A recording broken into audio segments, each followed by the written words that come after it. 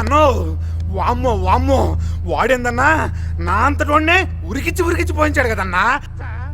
నా సంగతి సరే, పాండనని ఒక తన్ను దనటం, గాల్లో పల్టీలు కొట్టడం, మళ్ళీ ఒక తన్ను దనటం, గాల్లో పల్టీలు కొట్టడం, తమ్ముడు సొంగగార్చుకుంటూ ఒరకొక్క పారిపోయినట్టు పారిపోయాడు కదన్నా.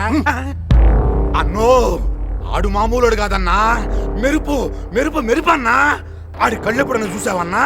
అయ్యి కళ్ళు కాదన్నో, అగ్ని గుండాలు.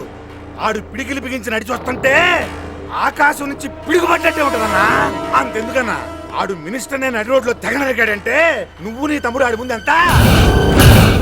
ఇదిగో అన్నా, నువ్వు దగ్గరోడి కాబట్టి దగ్గరకు వచ్చి మరీ చెబుతున్నా, చడి చప్పుడు లేకుండా నీ తమ్ముడు తీసుకునేటన్నా పారిపో, లేకపోతే వాడి చేతిలో నీ చావు ఖాయం. అబ్బా తీసుకొడతా. నా బిర్యానీ తిని నా ముందే నా శత్రువుని పొగుడుతారా?